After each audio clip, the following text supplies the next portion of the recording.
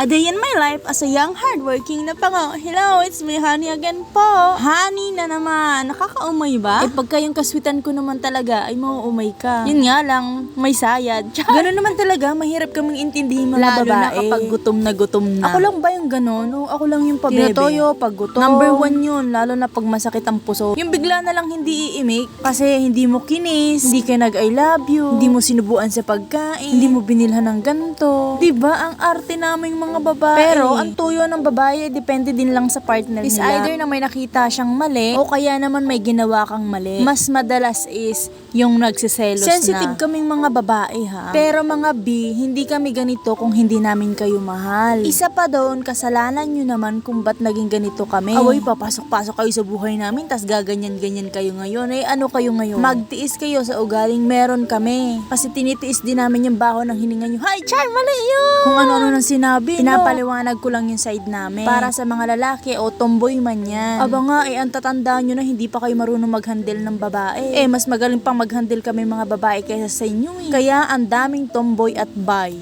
Kaway-kaway. Ay ba tayo ng usapan ha? Papunta na akong London ngayon. Char! Nangangarap na naman kasi akong mapaparetoke ko na yung ilong ko. Char! Hoy, kahit yumaman ako, hindi ko papagawa yung ilong ko. Proud ako ha? Promise yan. Itutulong ko na lang yun sa mas nangangailangan. Yun kung papalari. Lord! Char! Nanalangin. Eto nga't malungkot yung panahon. Buti na lang mahal kita. Char! Ito landi-landian na naman. Dami namang sinasabi. Napaka-bitter. Kala mo walang nagmamahal. Mahalin kita dyan Hoy, gusto mo ba? Abay, imik-imik. Joke lang. Hoy, magmamadali at late na naman ako, ante. Ang tango na laging late. Nalilito ako kakaisip sa'yo. Char! Tara nang kumain. Kung ayaw mong samain ay siya. Sabayan mo na akong kumain nang hindi ako tupakin din Si arte. Akala mo'y kinaganda yun.